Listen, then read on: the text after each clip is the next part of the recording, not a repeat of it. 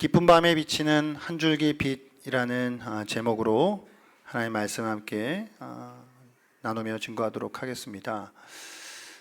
여러분,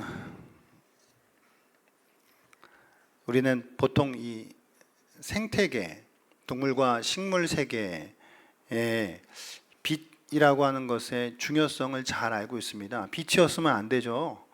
식물도 동물도 마찬가지입니다. 그런데요, 최근에 이 생물학에서 이 한 분야로 등장한 게 있는데 이게 영어로 하면은 스코토바이올로지라고 하고요. 우리말로 번역하면은 암생물학, 어둠 생물학 요 정도로 이제 번역을 할 수 있을 것 같아요. 이게 뭐냐면은 이 자연계에 이게 반드시 이 깊은 어둠이라고 하는 게 필요하다라고 하는 거예요. 이 생명 형상들에 있어서. 그러니까 이제 어떤 씨앗들 같은 경우는 어둠 속에서만 발화를 시작하기도 하고, 많은 조류들이나 곤충들 같은 경우에는 깊은 어둠이 있어야만 여러 생체 리듬들을 회복한다거나 뭐 여러 독소들을 배출한다거나 뭐 이런 작용들이 일어난다는 거거든요. 그러니까 어떤 식물들도 보시게 되면은 이 빛이 멈추고 어두움 속에서 있을 때에 이제 비로소 뭔가 이렇게 성장이 일어난다는 거예요. 빛만큼이나 어두움도 생명에 있어서 너무나도 중요한 요소 중 하나다라고 하는 거거든요. 그러니까 여러분 그 어떤 식물 같은 경우 보시게 되면은요, 이게 어두움이 꽃을 피우는 개화 시기 이런 것들을 결정한다. 그러니까 빛이 얼마만큼 많이 있었느냐가 중요한 게 아니라 연속된 어둠이 얼마만큼 많이 있느냐라고 하는 게 개화 시기를 결정한다거나, 뭐 아니면 이게 부족하면 개화가 잘 안 이루어진다거나 이제 이렇다라고 하는 거예요. 이게 그래서 어둠 생물학이라고 하는 것으로 이렇게 연구가 되어지고 있거든요. 성도가 여러분 어두움을 지나지 않을 수 없죠. 어두움이 무조건 나쁘기만 한 것은 아닙니다. 어두움이 성도의 신앙 성장에 필수적일 수 있다는 것이거든요. 때때로 우리는 어두움을 통하여서 빛을 발견하기도 하고요. 어두움이 때로는 성도에게 있어서 신앙적으로 피가 되기도 하고 살이 되기도 한다라고 하는 것이죠. 그렇기 때문에 우리는 어떤 면에서 어두움을 하나님 없애주십시오, 빨리 지나가게 해주십시오 라고 구하기보다는 어떤 면에서 우리는 어두움 속에 있지만 그곳에서 하나님께서 비추어 주시는 그 주님의 임재, 주님의 빛을 보게 해달라고, 그 주님의 임재를 하나님 우리가 만나게 해달라고 기도하는 것이 나을 수 있다라고 하는 것입니다. 오늘 본문에서 바울은요, 두 개의 깊은 밤을 지나가요. 하나는 나쁜 밤이고요, 하나는 좋은 밤이에요. 하나는 필요하지 않는 밤이고요, 하나는 필요한 밤입니다. 그러면 좋은 밤, 필요한 밤은 무엇이냐면 그건 하나님의 밤이고요, 필요하지 않는 밤, 나쁜 밤은 뭐냐면 그건 아나니아의 밤이에요. 하나님께서 그 밤들을 통하여서 하나님 여전히 일하시고요, 바울을 더욱 신실하게 이끌어 가신다라고 하는 걸 보게 됩니다. 하나님께서는 밤중에도 한 줄기의 빛을 비추어 주셔요. 바울은 그 빛을 통하여서 새 힘을 얻고 다시금 사명의 길로 나아간다라고 하는 것입니다. 여러분, 우리 역시 깊은 밤을 지날 때가 있죠. 그러나 두려워하지 말 것은 그 밤이 하나님께서 허락해 주시는 좋은 밤일 수 있다는 것과 우리의 신앙 성장에 있어서 매우 필수적인 밤이 될 수 있다는 것을 기억했으면 좋겠습니다. 또한 하나님께서는 언제든지 우리를 찾아오십니다. 우리에게 빛을 비추어 주셔요. 빛 대신 주님께서는 낮이나 밤이나 우리의 걸음걸음을 지켜주시고 함께 걸어주시는 줄 믿습니다. 믿으십니까? 오늘도 깊은 밤을 지나고 있는 성도님들이 계시다면 그 하나님께서 우리에게 찾아와 주셔서 하나님의 한 줄기 빛을 비추어 주시고 우리가 그렇게 하나님의 빗줄기를 붙잡고 나아가는 거룩한 예배의 시간이 되실 수 있기를 주의 이름으로 축복합니다. 오늘 본문의 배경을 잠깐 살펴볼게요. 오늘 본문이 어떤 배경이냐면요, 여러분 바울이 예루살렘에 들어왔잖아요. 할 일이 있어서. 근데 예루살렘에 들어왔는데 유대인들이 반가워하지 않았잖아요. 유대인들한테 매우 심한 공격을 당했잖아요. 그러다가 결국엔 누가 개입했죠? 로마의 군인인 천부장이 개입했잖아요. 그 천부장이 개입해서 처음에는 도대체 이 소동이 뭐 때문에 일어난 것인가 좀 진상을 알고 싶어서 사람들한테 묻는데, 어떤 사람들은 이렇게 대답하고 어떤 사람들은 저렇게 대답하니까 도대체 무슨 일인지 알 수가 없는 거예요. 그래갖고 천부장이 어떻게 해요? 안 되겠다, 요 놈을 직접 잡아와가지고 채찍으로 고문이라도 해서 좀 뭔지를 알아야 되겠다, 이 실상이 뭔지. 그런데 어떻게 됐어요? 바울이 로마 시민이라고 하는 걸 알아버려가지고 이제는 그렇게 할 수도 없게 되어버렸어요. 그래서 이제 천부장은 다음 단계로 지나가게 되는 것인데, 그게 뭐냐면 유대인의 의회를 불러 모으는 거예요. 사내들인 의회를 불러 모아서 그들로 재판을 하게 하는 다음 단계에 이제 들어가게 되는 것인데, 오늘이 이제 그런 본문의 배경 속에 있는 것입니다. 천부장의 소집으로요, 이 대제사장을 중심으로 한 사내들인 의회가 모여요. 의회는 바울 한 사람을 잡기 위해 마음을 모아요. 그리고 대제사장은 이 골칫거리를, 바울을 빨리 어떻게든 해결하고 싶어 하죠. 그래서 대제사장 아나니아는 율법조차도 슬쩍 어겨서 바울을 어떻게든 빨리 처리하고 싶어 했던 것 같습니다. 그래서 이것 때문에 문제가 되어 이제 바울과 뭔가 마찰을 일으키게 되는 것이죠. 여러분, 그 바울은요, 이 의회가 사두개파와 바리새파라고 하는 두 그룹으로 이렇게 나뉘어져 있는 것을 알고 있었어요. 바울은. 근데 이제 바울이 그래서 이때 자기도 바리새인이다, 바리새파다, 난 바리새인의 아들이다, 이게 또 자기의 그것을 이야기하면서, 그래가지고 바리새인들이 중요하게 여기는 가치들이 있었을 거 아니에요. 사두개인은 사두개인이 중요하게 여기는 것들이 있었을 것이고, 바리새인은 바리새인들이 중요하게 여기는 가치들이 있었을 텐데, 사도 바울이 오늘 뭐라고 얘기하냐면, 내가 그것 때문에 지금 잡혀온 거예요. 내가 그것 때문에 지금 이렇게 신문당하고 있는 거예요. 이렇게 이제 이야기를 꺼내는 거예요. 그러니까 바리새인들이 들을 때 어떻게 돼요? 뭐라고? 그것 때문에 그렇다고?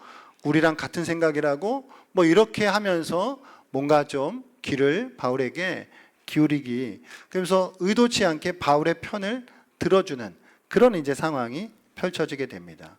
그 조금 전까지만 해도 바리새파든 사두개파든 같이 자기들끼리 마음을 모아가지고 바울을 공격하더니, 이젠 갑자기 이게 상황이 전환이 돼서 치들끼리 싸우는 그런 상황이 되어버렸다는 것입니다. 이게 지금 고래 싸움에 새우등 터진다고, 바리새파와 사두개파의 큰 분쟁으로 바울이 이러다가 남아남지를 못하겠는 거예요. 그래서 천부장이 이제는 안 되겠다, 다시 일단은 좀 데리고 들어가야 되겠다라고 해서 이제 바울을 데리고 들어가게 되는 것이죠. 그래서 바울은 이제 영내의 어느 곳에 일단 이제 갇히게 돼요. 그곳에서 바울은 매우 쓸쓸한 깊은 밤을 맞이하게 되는 것입니다. 이게 오늘 이제 본문의 배경인데요. 여러분, 바울은 오늘 두 개의 밤을 만났다라고 했는데, 그 첫 번째 밤은 무엇이냐면 이게 나쁜 밤이에요. 아나니아의 밤이에요. 아나니아의 밤. 이 아나니아는 대제사장입니다, 여러분. 대제사장. 이 아나니아의 밤이라고 하는 것은요, 이게 영적인 밤을 이야기하는 거예요. 영적인 암흑을 이야기하는 것입니다. 여러분, 사무엘상 3장 1절 2절 말씀에 보면 이런 말씀이 있어요. 제가 한번 읽어드릴게요. 이 사무엘이 엘리 앞에서 여호와를 섬길 때에는 여호와의 말씀이 희귀하여 이상이 흔히 보이지 않았더라. 엘리의 눈이 점점 어두워 가서 잘 보지 못하는 그때에 그가 자기 처소에 누웠고, 그래요. 그러니까 대제사장 엘리가 지금 시력이 안 좋대. 근데 이게 단지 시력이 안 좋은 걸 이야기하는 게 아니라 영적으로 엄청 지금 어두움을 이야기하는 거예요. 뭐 하나님으로부터 이상도 잘 못 받고, 자기 자녀들에 대한 신앙 어떤 그런 교육에 대한 문제들도 지금 너무나도 엉망이 되어져 있고, 막 그런 지금 영적으로 너무나도 흐트러져 있는, 당대 민족 유대 민족의 가장 큰 영적 지도자인 대제사장이 지금 그런 상황이다. 그 지금 바로 그것과 같은 상황이 이 대제사장 아나니아의 영적 어두움이다라고 하는 것입니다. 이 역사적 기록에 보니까요, 이 대제사장 아나니아라고 하는 인물은 AD 47년에서 AD 59년까지 대략 12년 정도 대제사장직을 수행한 사람이라 그래요. 이 역사가 요세푸스에 의하면 이 아나니아가 어떤 사람이냐라고 하니까 정말 극도로 탐욕스럽고 정말 잔인했던 사람이었다라고 기록하고 있거든요. 그러니까 자기 권력을 유지하기 위해서 이제 제사장들 같은 경우는 11조를 이제 받잖아요. 근데 하급 제사장들, 자기 밑에 있는 제사장들에게 돌아가야 할 몫을 자기가 중간에 다 빼돌리고, 그러니까 그렇게 탐욕적인 사람들이었고, 또 때로는 필요에 의하면 반대파들을 제거하기 위하여서 암살단을 동원하는 정도에까지 잔인무도한 그런 사람이 아나니아 대제사장이었다라고 하는 거거든요. 그러니까 이 사람이 얼마나 탐욕의 어두움에 사로잡혔는가. 아나니아는 이게 어두움의 상징인물인데, 이게 첫 번째 이 어두움은 뭐냐면 탐욕의 어두움이에요, 여러분. 탐욕의 어두움. 이 아나니아의 어두움은 탐욕의 어두움이 동시에 이게 또 뭐냐면 친로마의 어두움까지이거든요. 친로마의 어두움.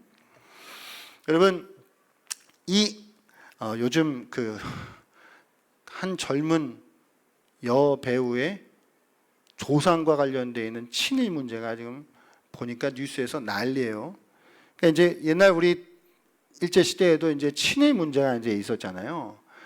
그러니까 지금 2000년 전에도 요 유대인들 안에도 친로가 있고 뭐라고 해야 되지? 그 반대가 있어요. 그런 상황 가운데 이 사내들인 구성원들을 보시게 되면은 사두개파와 바리새파가 이제 다수라고 이야기했잖아요. 사두개파는 그러니까 제사장직으로 대표되는 사람들이고, 바리새파는 보통 우리가 율법학자들, 서기관들로 중심이 되는 그런 사람들이거든요. 근데 이 사두개파는 어떤 사람들이냐면 대체적으로 친로마적인, 로마에 가까이 붙어 있었던 사람들이에요. 자신들의 권력을 유지하기 위해서 어떻게든 권력에 빌붙어 있는 그런 사람들이 이 사두개파 사람들이었고요. 이 바리새파 사람들은 그보다는 민족 중심적인 어떤 자신들의 민족적 독립을 또 주장하는 일종의 독립운동가 같은 어떤 그런 사람들이었거든요. 그러니까 2000년 전이나 지금이나 팔레스타인이나 대한민국이나, 야, 그때도 좌파 우파가 있었고, 야, 지금도 좌파 우파가 있구나, 이게. 그러니까 조금 투박하게 연결하자면 사두개파는 약간 보수적인 우파에 속하는 사람들이고, 이 바리새파 같은 사람들의 경우는 이 진보적인 좌파에 속하는 그런 사람들이었다. 이렇게 이해하시면 좋을 것 같은데, 이 사두개파의 대장인 이 대제사장이 당연히 친로마적이었겠죠. 그러니까 이 친로마가 얼마나 이 사람이 친로마 정책으로 많은 악행들을 저질렀냐고 하니까, 이 유대 민족 안에 이 민족주의자들이 있었을 거 아니에요. 민족주의자들이. 그런 민족주의자들에게 있어서 적대감 1호 대상이에요. 바로 이 대제사장 아나니아였다. 실제로 아나니아가 나중에 어떻게 죽냐면요, AD 66년에 유대가 로마를 대항해서 전쟁이 일어나거든요. 한 대략 7년 정도. 66년에 기록에 의하니까 이 아나니아가 어디 무슨 송수관 같은 데 숨어 있다가 결국은 걸려서 끄집어 와가지고 자기 형제와 같이 죽임을 당하는 비참한 결말을 맞이했다라고 그렇게 기록이 되어 있는 것을 보니까, 이게 친로마라고 하는 어둠에 사로잡혀 있었던 사람이 바로 이 아나니아였다. 뿐만 아니라 아나니아는 이 반율법의 어두움에 사로잡혀 있기도 했어요. 반율법. 뭐예요? 여러분, 사내들인 의회는 일단은 누군가가 범죄 혐의자를 불러왔을 때 정확한 심증이 아니라 물증으로 인해서 그것들을 처리했어야 하는데, 거의 그럴듯하다라고 해서 막 때리거나 이렇게 할 수 없었다면 율법이 그걸 보호해 줬단 말이에요.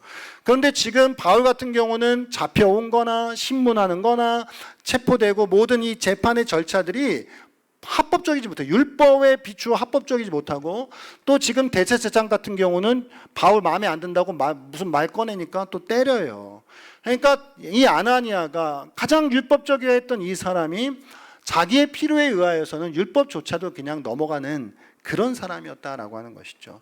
그러니까 정리하면 그렇습니다. 여러분, 이 아나니아의 밤이라고 하는 것은 결국 이건 탐욕의 밤이었고 친로마적인 세속적인 밤이었고 반율법이라고 하는 불순종의 밤이었다라고 하는 거예요. 밤을 상징하는 인물이 바로 아나니아였다라고 하는 것이죠. 사랑하는 여러분, 인간의 탐욕이라고 하는 것은 무서운 거예요. 이게 무서운 겁니다, 여러분. 당대 최고의 영적 지도자여야 했던 이 대제사장조차도 인간의 탐욕이라고 하는 것 앞에서 속수무책으로 무너졌단 말이에요. 그저 어떻게든 더 모으고 누리려고 안간힘을 쓰면서, 그것을 위해서라면 로마에 빌붙을 수도 있었던 일이고, 그것을 위해서라면 율법도 어길 수 있는 그런 일들이 일어났다라고 하는 것이죠. 탐욕을 만족시킬 수 있다면 율법의 정신이든 영적 가치든 뭐 이런 거는 그냥 뒷전으로 밀려나는 그런 어두움에 사로잡혀 있었던 것이 바로 이 아나니아의 밤이다라고 하는 것입니다. 사랑하는 여러분, 우리 그리스도인들은 이 탐욕과 이 세속적인 삶, 그리고 이 불순종의 삶을 경계하셔야 해요. 그리스도인은 시대의 어두움에 편성해서는 안 됩니다. 탐욕의 밤에 빠지지 말아야 해요. 그리스도인은요, 탐욕과 끝까지 싸워야 하죠. 믿으셔요? 예수를 믿어도요, 탐욕의 유혹이 사라지는 게 아니에요. 그저 싸워 나갈 뿐입니다. 오늘날 교회 안에서 벌어진 수많은 문제들 중에 뿌리는 뭐예요? 결국 탐욕 때문이에요. 온갖 탐욕들이 모든 문제의 근원이다라고 하는 것이죠. 그래서 오늘 우리는 이 탐욕과 싸워야 한다라고 하는 거, 이 탐욕을 경계해야 한다라고 하는 거, 이 탐욕의 어둠에 사로잡히지 말아야 한다라고 하는 것을 기억하셔야 해요. 또한 그리스도인은요, 세속적으로 살아가면 안 돼요. 세상과 적절한 거리를 두어야 합니다.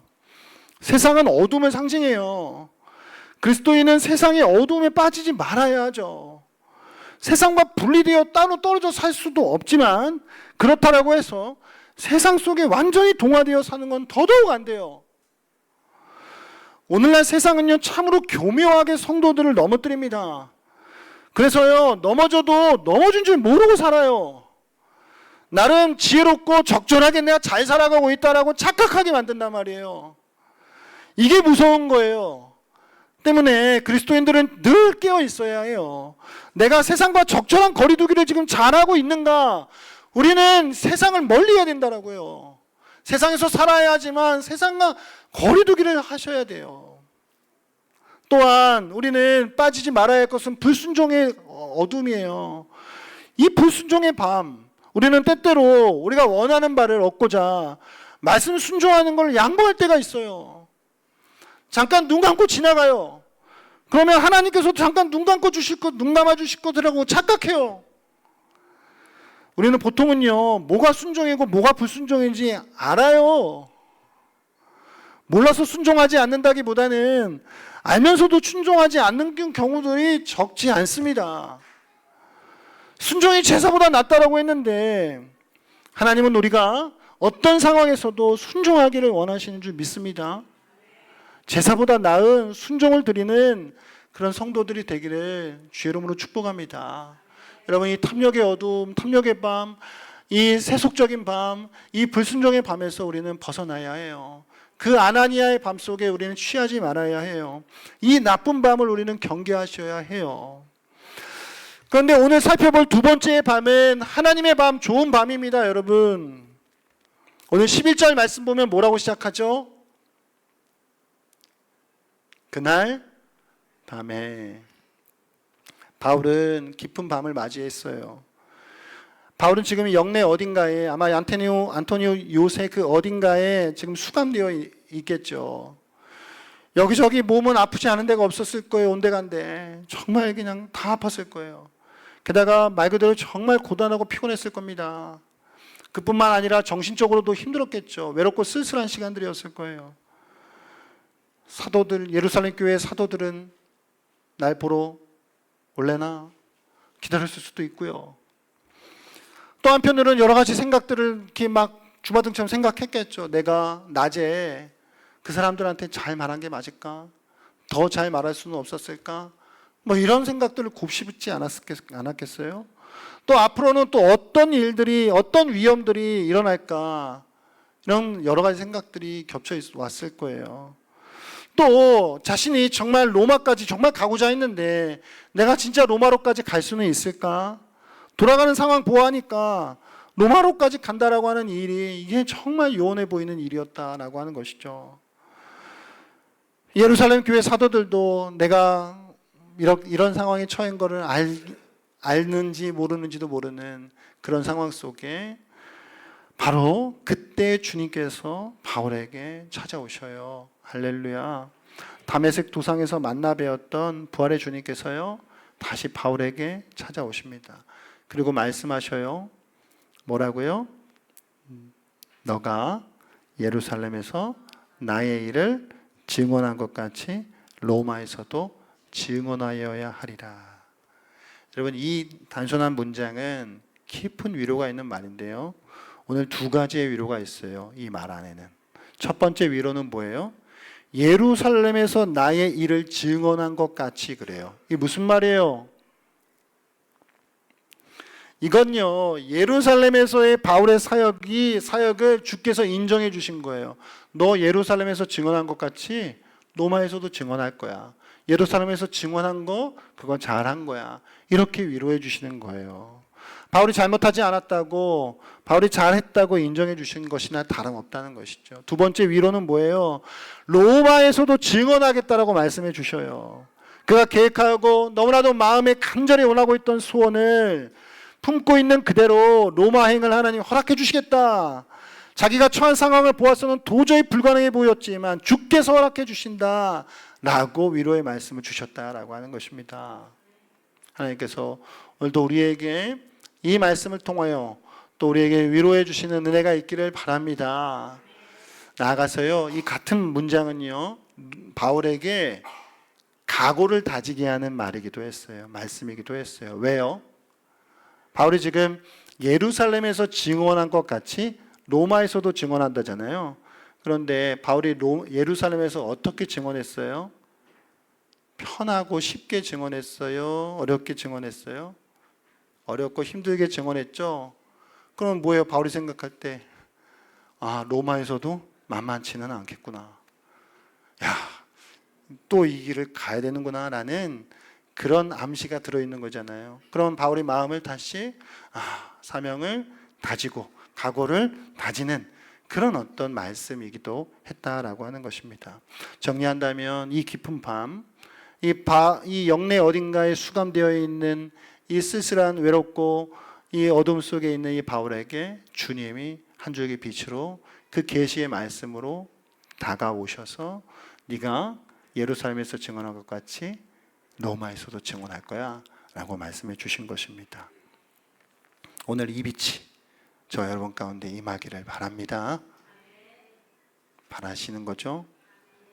바라시기를 바랍니다. 사랑하는 여러분, 하나님은 하나님의 사람들에게 고난으로부터 완전히 면제시켜 주지 않아요. 아시죠? 바울은요, 억울하게 매맞기도 하고 침뱉음당하기도 하고 온갖 모욕당하기도 하고 감옥에 갇히기도 했어요. 그런데 하나님의 이 말씀에 한 줄기 빛으로 임재하시는 이 임재가 언제 나타나냐면 맞기 전에 나타나면 좋겠잖아요. 근데 맞기 전에 안 나타나요. 언제 나타나요? 다 맞고 난 다음에 나타나요. 이 고난의 한복판 가운데 이 주님의 확실한 임재가 있더라는 거예요. 4세기의 교부인 요한 크리스토스톰은 이렇게 설교합니다. 왜 주님은 바울이 매맞기 전에 나타나지 않으시고 다 맞은 힘든 그 깊은 밤 환난 중에 나타나셨는가? 이것은 우리가 이 깊은 밤 중에 있을 때에 비로소 하나님을 가장 진실하게 의지하기 때문이다라고 그렇게 설교했단 말이에요. 여러분, 주님이 이 바울에게 로마에서 증언할 거야 라고 이 사명을 주신 이상 그 사명이 완수되기 전까지 바울의 생명은 그 어떠한 권력도 빼앗을 수 없습니다. 사명자는 그 사명이 다하기까지 결코 죽지 않아요. 믿으셔요? 오늘 잘 생각해 보시면요, 11절에 이 계시의 말씀이 체포되어 있는 바울에게 커다란 위로와 용기가 되었을 거예요. 맞죠? 그런데 이 말씀에 임재가 있는데 다 매맞고 난 다음에 이 깊은 밤 가운데 이 말씀에 임재가 있는데, 자, 여러분, 이것은 생각해 보시면 바울이 여전히 복음 안에 있고 여전히 믿음 안에서 분투할 때 이 임재가 주어졌다라고 하는 거예요. 사랑하는 여러분, 우리 모두 이런 말씀 받기를 원합니다. 정말 원하는데요, 문제는 뭐냐면 이런 말씀의 임재는 그냥 아무 생각 없이 세상 속에서 흘러가면서 아나니아의 밤 속에서 허적되는 삶 가운데 주어지는 게 아니라고요. 이런 말씀의 임재는 복음 안에서, 믿음 안에서 분투하며 살아갈 때 주어지는 것이다 라고 하는 것입니다. 우리는 때때로 하나님 말씀의 임재를 주십시오 라고 외치는데, 그런데 정작 뭐예요? 믿음과 이 복음 안에서 분투하는 것은 없어요. 그냥 아나니아의 밤속에 있으면서 주님 빛을 주세요라고 외치면 거기에 임재가 있겠냐라고 하는 것이죠. 대략 4년 전이었던 것 같아요. 교회 개척을 한두 달 정도 앞둔 즈음, 아직 동참 멤버가 거의 없던 어느 날 밤, 저에게 갑작스럽게 두려움이 몰려옵니다. 저는 엄습한다는 말이 무슨 말인지 그때 처음으로 체험한 것 같아요. 두려움이 엄습하는구나. 내가 과연 교회 개척을 할 수 있을까? 내가 과연 개척 목회를 감당할 수 있을까? 사람은 도대체 어디에 있고 재정은 또 어떻게 감당해야 하는가? 하는 생각들이 머릿속을 가득 채우면서 두려움에 사로잡혔어요. 그런데 그때 마음속에서 이런 음성이 들려옵니다. 걱정하지 마. 돈, 사람, 이건 내가 채워줄게. 너만 잘해. 이런 음성이 들려오더라는 거예요. 그러자 두려움에 사로잡혔었던 마음이요, 어느새 평안함으로 채워지는 거예요. 아, 그렇지. 내가 하는 게 아니지. 하나님이 하시는 거지. 나는 믿음이 생기기 시작했던 생각이 듭니다. 생각이 납니다. 사랑하는 여러분, 오늘 우리 가운데 깊은 밤을 지나고 있는 성도들이 계시다면 주님의 이 빛이 비추어지는 은혜가 있기를 바랍니다. 아무리 짙은 어둠 속에 있다 할지라도 그 속을 뚫고 들어오시는 한 줄기 주님의 빛이 있다면 우리는 일어설 수 있습니다. 그 빛이 우리의 참 소망이 되는 줄 믿습니다. 여러분, 독일 고백교회 신학자이고 목회자였던 디트리히 본 회퍼 아시죠? 히틀러 암살 모의에 가담한 혐의로 체포되어 수감 생활을 했습니다. 1944년 12월 한 해가 저물어가는 어느 때에 언제 처형될지 모르는 그런 상황 가운데에 극도의 공포와 짙은 어두움이 이 본 회퍼에게 드리워졌겠죠. 죽음의 그림자가 짙게 깔린 1944년 그 12월 어느 날 밤, 본 회퍼는 감옥 밖에서 자신을 걱정하며 고통스러워 약혼녀와 가족들을 위로하기 위해 새 인사 편지와 함께한 한 편의 시를 적어 보내요. 그 시가 바로 오늘날 우리가 참 성도들이 많이 은혜 받고 있는 선한 능력으로라고 하는 그 찬양이에요. 그 짙은 어둠 깊은 밤 감옥 속에 갇혀 있던 본 회퍼 목사에게 주님이 한 줄기 빛을 비추어 주신 거예요. 그 선한 능력을 느끼게 하신 것입니다.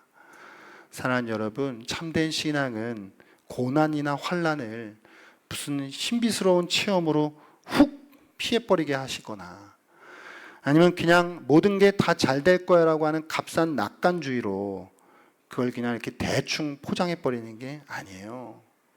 십자가의 도는 끔찍한 절망의 한가운데에서 삶의 주권자이신 하나님을 보게 하는 것입니다.